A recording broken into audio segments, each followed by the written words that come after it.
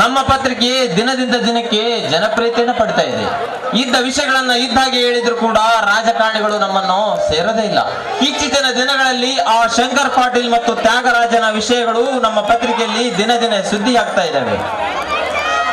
ಅವರು ನಮ್ಮ ಮೇಲೆ ಏನೇ ಕೆಂಡ ಕಾರ್ಯದ ಸಹ ಇದ್ದ ವಿಷಯಗಳನ್ನ ಇದ್ದಾಗೆ ಬರೆಯುವುದು ನಮ್ಮ ಕರ್ತವ್ಯ ಹಾಗೂ ನಮ್ಮ ಪತ್ರಿಕೆಯ ಉದ್ದೇಶ ಕೂಡ ಅದೇ. ಇನ್ನೊಂದು ಒಳ್ಳೆಯ ವಿಷಯ ಏನಪ್ಪಾ ಅಂದರೆ, ಈ ಊರಿಗೆ ಹೊಸದಾಗಿ ನನ್ನ ಸ್ನೇಹಿತ SP ಜಯಸಿಂಹ SP ಆಗಿ ಬಂದಿದ್ದಾನೆ. ತುಂಬಾ ಸ್ಟ್ರಿಕ್ಟ್ ಆಫೀಸರ್ ಹಾಗೂ ಒಳ್ಳೆಯ ವ್ಯಕ್ತಿ ಕೂಡ. ಇನ್ನು ಮುಂದೆ ಆದರೂ ಈ ಊರಲ್ಲಿ ಕಡಿಮೆ ಆಗಬಹುದು ಅಕ್ರಮ ವ್ಯವಹಾರಗಳು, ಕಳ್ಳ ಸಾಗಾಣಿಕೆಗಳು, ರಾಜಕೀಯ ದೊಂಬರಾಟಗಳು.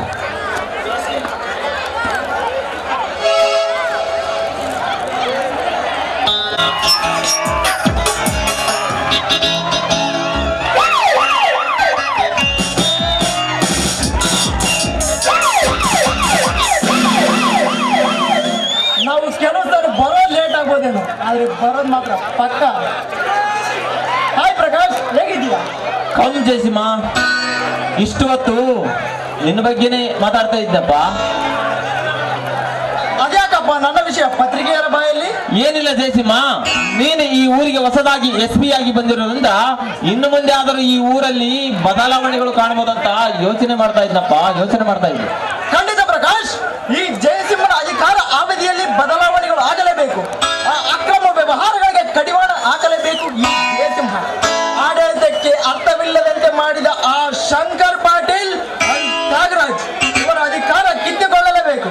ಅದಕ್ಕೆ ನಿನ್ನ ಸಹಾಯ ಬೇಕು ಪ್ರಕಾಶ್. ಖಂಡಿತ ಪ್ರಕಾಶ್. ಶಬಾಷ್ ಜಯಸಿಂಹ, ಶಬಾಷ್. ಈ ಊರಿಗೆ ಬರುವ ಮೊದಲೇ ಎಲ್ಲ ವಿಚಾರಗಳನ್ನು ತಿಳಿದುಕೊಂಡು ಬಂದಿದ್ದೀಯ. ನನ್ನ ಉದ್ದೇಶ ಕೂಡ ಅದೇ. ಒಟ್ಟಾರೆ ಆ ಶಂಕರ್ ಪಾಟೀಲ್ ಮತ್ತು ತ್ಯಾಗರಾಜ ಆಡಳಿತದ ಆರ್ಭಟ ನಾವಿಬ್ಬರು ಸೇರಿ ಅವನತಿ ಮಾಡಲೇಬೇಕು. ಪೊಲೀಸ್ ಪ್ರೆಸ್ ಒಂದಾದ್ರೆ ಏನ್ ಬೇಕಾದ್ರೂ ಮಾಡ್ಬೋದು. ನೀತಿ ಧರ್ಮವನ್ನು ಎತ್ತಿ ಹಿಡಿಯೋಣ. ಏನೇ ಅಡೆತಡೆ ಬಂದ್ರು ಹೋರಾಡೋಣ. ಓಕೆ ಜಯಸಿಂಹ, ಹಾಗೆ ಇರೋಣ. ಮತ್ತೇನಪ್ಪ, ಮನೆಯಲ್ಲೆಲ್ಲ ಚೆನ್ನಾಗಿದ್ದಾರ? ನಿನ್ನ ಮದುವೆ ಯಾವಾಗ? ಪ್ರಕಾಶ್, ಮದ್ವೆ ಏನೋ ಈ ವರ್ಷವೇ ಆಗ್ಬೇಕಾಯ್ತು. ಆದ್ರೆ ನನ್ನ ಅಕ್ಕನ ಮನೆಗೆ ಸ್ವಲ್ಪ ಅಹಂಕಾರ. ಅದಕ್ಕೆ ಅವಳನ್ನು ಬಿಟ್ಟು ಬೇರೆ ಎಲ್ಲಿಯಾದ್ರೂ ನೋಡಿ ಮದುವೆ ಆದ್ರೂ ಆಯ್ತಂತ ಸುಮ್ಮನಿದ್ದೆ. ಮತ್ತೆ ನಿಂದು ಶಾರದಾಳದ ಸಂಸಾರ ದಾಂಪತ್ಯ ಹೇಗಿದೆ? ಮುರಿದು ಬಿದ್ದ ಸಂಸಾರವನ್ನ ಮತ್ತೇಕೆ ನೆನಪಿಸ್ತೀಯ ಜಯಸಿಂಹ? ವಾಟ್ ಏನ್ ಹೇಳ್ತಿದೆ ಪ್ರಕಾಶ್? ಮದುವೆಯಾಗಿ ವರ್ಷವಾಗಿಲ್ಲ, ಆಗ್ಲೇ ಸಂಸಾರ ಮುರಿದು ಬಿತ್ತ. ಯಾಕೆ ಅಂತದ್ದೇನಾಯ್ತು?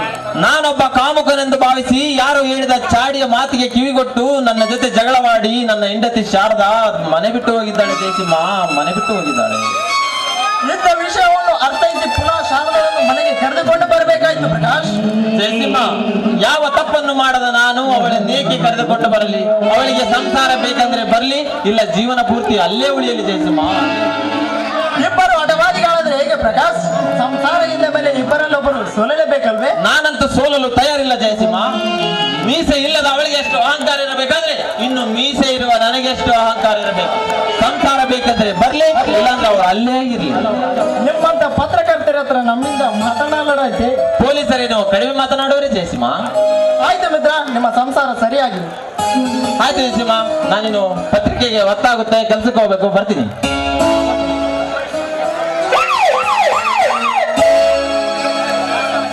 ಪ್ರಕಾಶ್ ಸಂಸಾರಕ್ಕೆ ಕಲ್ಲಾಗಿ ಕೆಡಿಸಿದವರು ಯಾರು?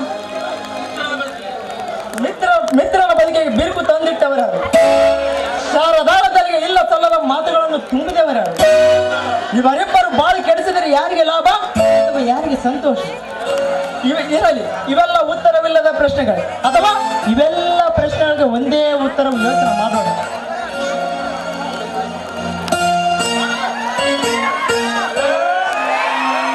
ನಮಸ್ಕಾರ ಶಾರದಾ. ತಾವು ಜಯಸಿಂಹ ಅಲ್ವಾ? ಹೌದು, ಈ ಊರಿಗೆ ಹೊಸದಾಗಿ SP ಆಗಿ ಬಂದಿದ್ದೀನಿ. ಚೆನ್ನಾಗಿದ್ದೀರಾ? ಹಾ, ನಾನು ಚೆನ್ನಾಗಿದ್ದೀನಿ. ನೀವೇಗಿದ್ದೀರಾ? ನಾನು ಕೂಡ ಚೆನ್ನಾಗಿದ್ದೀನಿ. ಟೈಮ್ ಸಿಕ್ಕರೆ ಮನೆ ಹತ್ರ ಬನ್ನಿ, ನಾನಿನ್ನು ಬರ್ತೀನಿ. ಒಂದು ನಿಮಿಷ ಶಾರದವರು.